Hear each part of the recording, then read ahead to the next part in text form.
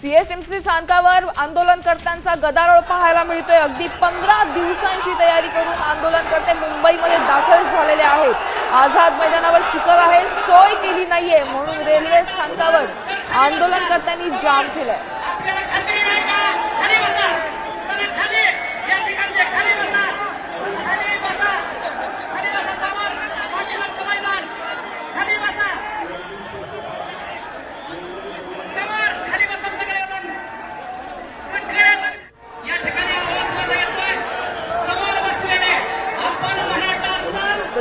जेलमध्ये टाकलं तिथंही उपोषण करेल असा इशारा मनोज जरांगे पाटलांनी दिलाय। उपोषण मिळाल्याशिवाय माघार घेणार नाही मराठा आंदोलक तर जरांगे पाटलांनी हा निर्धार केलेला आहे।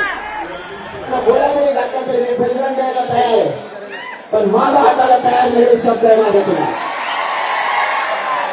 मी या समाजासाठी मैदानात येऊ, मी मरण पत्करायला तयार आहे। मराठ्यांना विजय दिल्याशिवाय आणि डोक्यावर गोळा टाकल्याशिवाय इथून हारायचं सुद्धा नाही। तर जरांगेंचा निर्धार आपण पाहतोय, आरक्षण मिळेपर्यंत मुंबई सोडणार नाही असा निर्धार मनोज जरांगे पाटलांनी केलेला आहे। सध्या मुंबईमध्ये भगवमय वातावरण बघायला मिळतंय। मागण्या पूर्ण होईपर्यंत मुंबई सोडणार नाही असा ठाम निर्धार मनोज जरांगे पाटलांनी केलेला आहे। जरांगेंनी सरकारला इशारा दिलाय, विजय मिळेपर्यंत तिथून हटणार नाही असं त्यांनी म्हटलंय। सध्या आझाद मैदानात जरांगेंचं आमरण उपोषण सुरू आहे। उपोषणासाठी आजच्या दिवशी परमिशन मिळालेली आहे, परवानगी देण्यात आलेली आहे। मात्र उद्यासाठी देखील परमिशन मिळावी, परवानगी मिळावी यासाठी पोलिसांना देखील लेटर देण्यात आलंय। मला माज मस्ती नाही, आमच्या मागण्याची सगळी अंमलबजावणी करा आणि गोरगरीब मराठ्यांचा सन्मान करा। हे मराठी मरेपर्यंत तुम्हाला विसरणार नाहीत आणि आमची परवानगी आत्ताची आत्ता वाढून हे पण आम्हाला सहकार्य करा। तुम्ही जर अडथळे आणले तर पुन्हा महाराष्ट्रातला मराठा समाज मुंबईकडे निघेल। मी जागा सोडणार नाही, सगळ्या मागण्यांची अंमलबजावणी केल्याशिवाय उठणार नाही।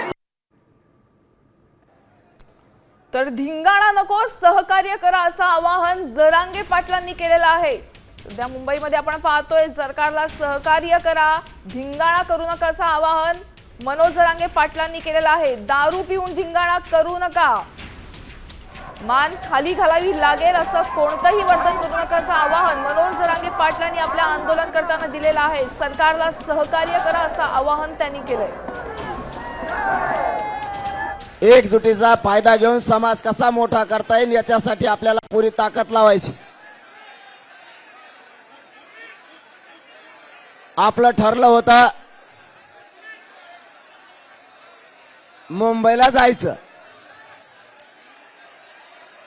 आणि आमरण उपोषण सुद्धा आझाद मैदानावरच करायचं।